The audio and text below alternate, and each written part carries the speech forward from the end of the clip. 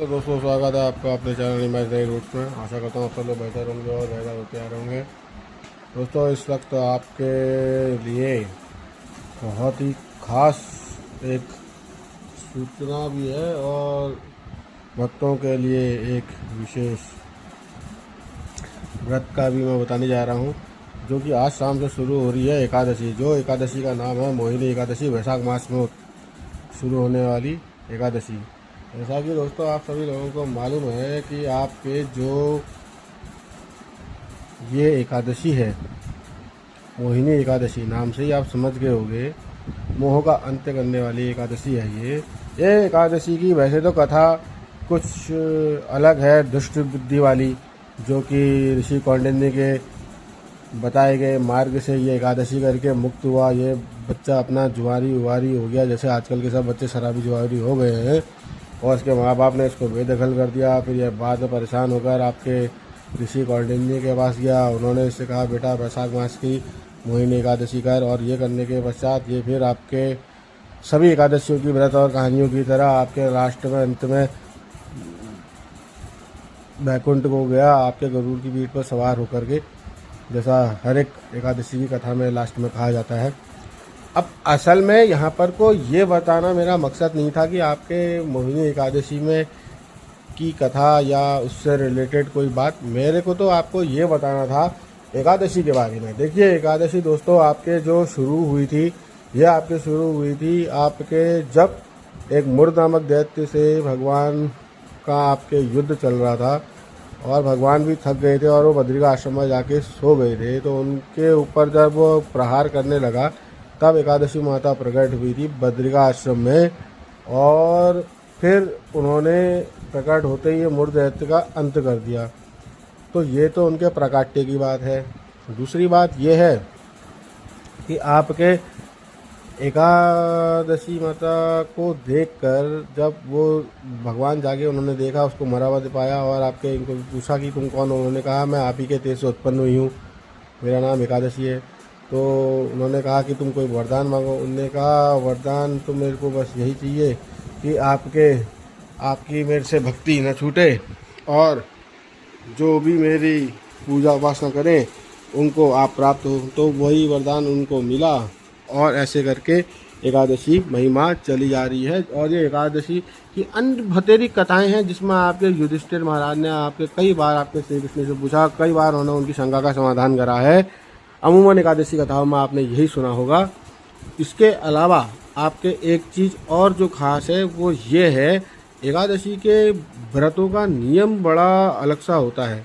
एकादशी में लोग बाग तो ऐसा करते हैं, एकादशी का व्रत आता है एकादशी कर लेते हैं। एकादशी का जो व्रत होता है वो आपके जैसे दशमी के दिन जो एकादशी पड़ती है, जैसे आज दशमी है, दशमी के साथ में एकादशी पड़ रही है, तो आज के दिन इसका व्रत नहीं रखा जाता है। इसका व्रत रखा जाता है एकादशी के जिस दिन पूर्ण एकादशी हो या एकादशी के दिन द्वादशी हो, ये तो और अच्छी बात है। और इसका पारण हमेशा द्वादशी को होता है, लेकिन अगर एकादशी से द्वादशी पड़ी है तो भी आपके अगले दिन ही इसका पारण होगा। और एकादशी के लिए आपको इसमें एक बार फलाहार की अनुमति होती है। और अगर दशमी के दिन पड़ गई जैसे कि आज, तो आप आज रात का भी भोजन नहीं करेंगे।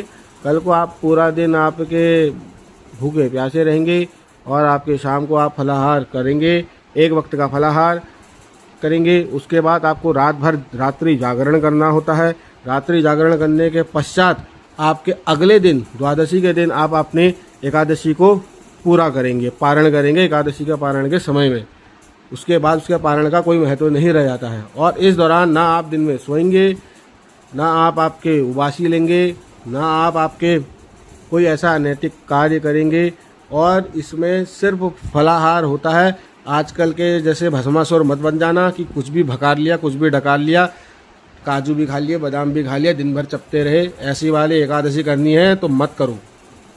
साफ कहना और सुखी रहना मत करो। क्या फ़ायदा ऐसी एकादशी करेगा। और एकादशी का फल आपको तभी मिलेगा जब आप इसको दोनों पक्षों की एकादशी करेंगे, शुक्ल भी कृष्ण भी। नहीं तो एक एकादशी का कोई फल नहीं मिलता। कहीं भी किसी भी पुराण में पढ़ के उठा करके देख लो, दोनों एकादशी करोगे तब जाके होता है। और आपके स्कंद पुराण में तो यहाँ तक बताया गया है कि जो एकादशी के 11 साल की एकादशी कर लेता है वो तो अपने आप में मुक्त हो जाता है, सिद्ध हो जाता है। और एक चीज़ और मैं आपको उसमें बताऊं, एकादशी के दिन चावल नहीं बनता है, लेकिन इसका भी आपके एक हर एक चीज़ का जैसे तोड़ होता है ना, वैसे इसमें भी आपके एक तोड़ जैसा, तोड़ क्या मतलब एक ये है कि एकादशी माता का जो मंदिर है वो हिमाचल में स्थित है, कांगड़ा में कहते हैं आपके ब्रजेश्वरी देवी माता का मंदिर है, ब्रजेश्वरी देवी माता का मंदिर।